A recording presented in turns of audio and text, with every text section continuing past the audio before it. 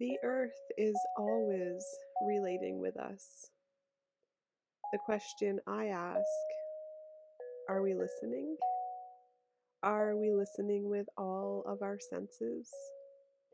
Are we aware of what is being offered, being given? Do we hold the earth kindred to our own soul?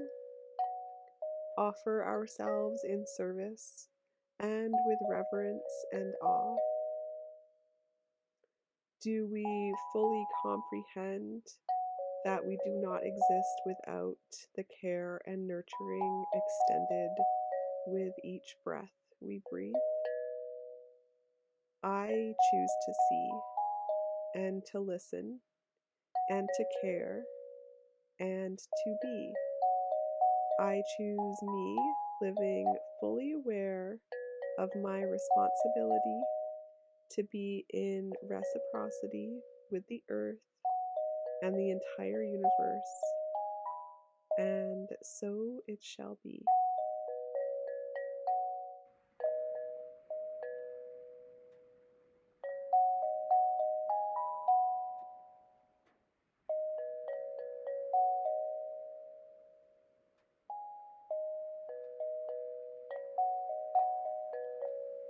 If we have the power to destroy, then we also have the power to create. Being aware of these powers that we possess is key to walking a purposeful life. Both creation and destruction are important parts of what it means to go through this process of life. We destroy that which no longer aligns with our soul, and then we can create from that place of potential. Coming into the knowing of the importance of surrender is essential in our walk through life. Yet, surrender is not passive. Surrender is an act of consciousness meeting the forces of the universe. We can actively surrender to what is meant for us while simultaneously leaning into that which we feel inspired to create. My personal creation process is an act of active surrender. I listen and I let my hands move in the ways to either bring forth words or colors or images or shapes, or the mixing and melding of ingredients and materials. To co-create with the universe is one of my greatest joys. To co-create with other humans is slightly more challenging. I think probably because the universe doesn't have any personal agendas or conditioning that have clouded or shaped our human will. Yet, well worth the effort when you find those other humans who you can connect with and creation flows naturally. Some types of magic require certain sparks of chemical reaction to occur.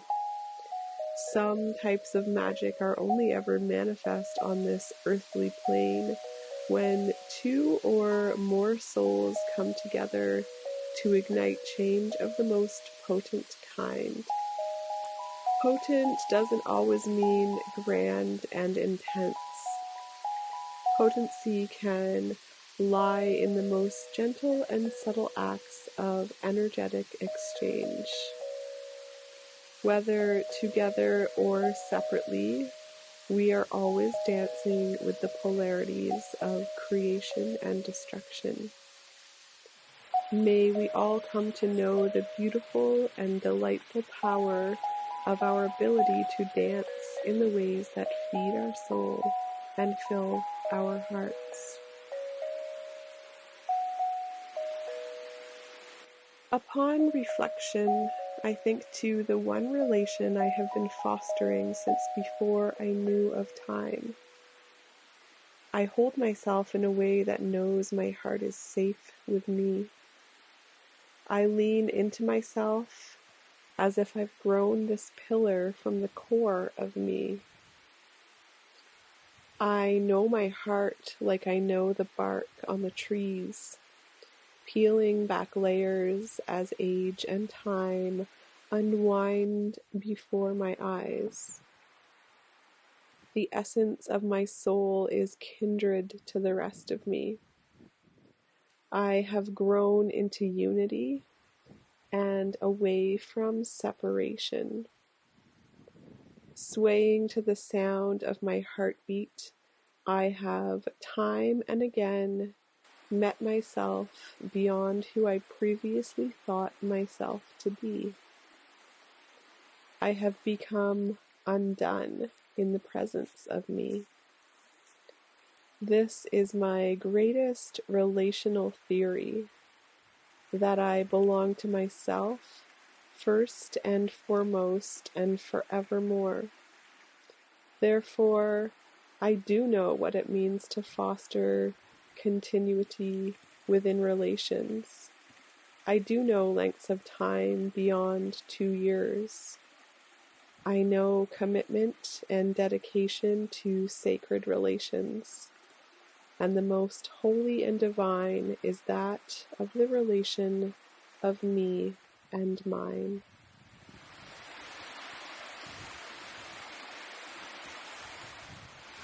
Love yourself so fiercely that even the moon cries tears of joy when it looks upon you, dancing beneath the light it casts into the night. Love yourself so fiercely the stars write songs with your name penned into the I love yous as they twinkle and shine above your head as you spin to the ecstasy of your own bliss. Love yourself so fiercely that the only thing you ever miss is your soul in those moments you lose touch with the breath of life that lives within your heart.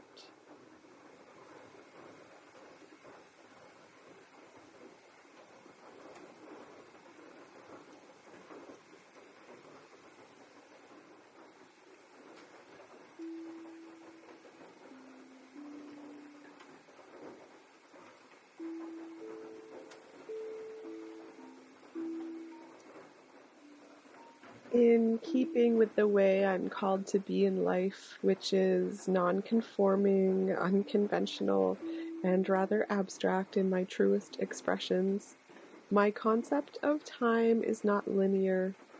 I travel through my existence with relativity to the spiraling cycles of seasons and the ever-changing phases of the moon. I have quietly and gently become more familiar with my surroundings, both familial and earthly. I have listened with earnest ears to what the spirit of this land has had to say. There is much more to come, for this relationship has only just begun.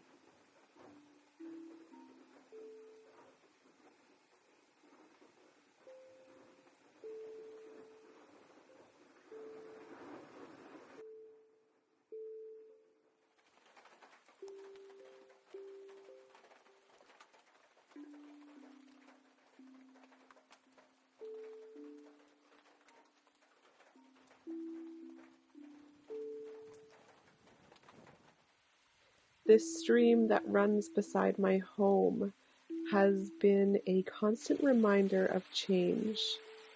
Some days raging from the rains, other days it is a gentle pouring forth from the earth. Every day it changes, yet, much like me, still remains true to its core. Thank you, stream, for all you have shown me, all the wisdom I have gleaned from sitting beside you. I am content in this place that has held me from birth and that has nurtured and supported me in this last cycle of growth. This place reminds me that intimacy takes time and that there is always something more to learn, something more to hear. There is endless wisdom in the roots of these trees as they reach across the lines of time. I am reminded time and again to be still, to be gentle, and to let the love flow freely. That which is ready to receive this living, loving energy will do so with eager reciprocity. Hello, witches and wizards and whoever else might be choosing to watch this channel or this video. Thanks for being here, and I'm glad to be back in creation mode after getting a bit sick in December and then just really wanting some quiet and slow time to myself. It's taken me a bit of extra motivation, or I guess perhaps I've been waiting for the inspiration to strike again to continue doing these videos, and particularly finishing up this one video that I started a long time ago. I finally felt inspired to do so, so I am re-emerging into creative video mode, and I'm happy to be back here. I wanted to talk a little bit about the art pieces that I featured in this video and explain a little bit about what they are. So the first piece that I showed is a personalized soul symbol for someone that I have actually never met in person. It was a commissioned piece that a woman had purchased through an auction, and I always love doing soul symbol paintings for people that I've never met. I've only done a couple of them, but it's a neat process because it really is just an intuitive process that really involves me tuning into my own energy in conjunction with that person's soul energy. So I do that I try to be as subtle and non-intrusive as possible, just really kind of allowing myself to connect with their energy and see what emerges as far as colors and shapes and symbols goes. And then I just let the creativity flow onto the canvas, and it's always kind of neat to see what emerges, and then also how people feel about it in the end. And yeah, it's always great to get good feedback and find out that there is something in that piece that touched them, or that they're looking forward to working with it. I often suggest to people that they can use those pieces to put on their altar or somewhere special where they can look at it often and meditate with it, or just kind of gaze into it and see what kind of emerges from within them from looking at that symbol.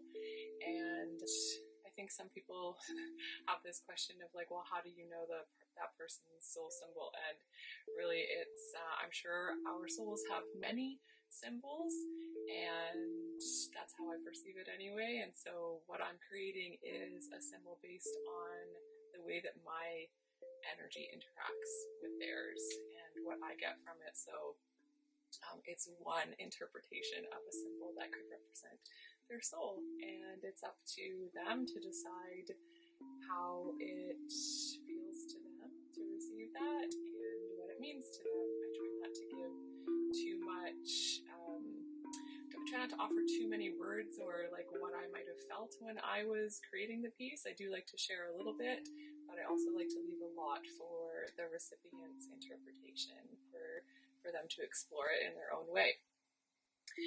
And the second piece of art was also a commissioned piece for a special little guy that is the son of a friend of mine from when I was in my very young years, living here where I currently live again.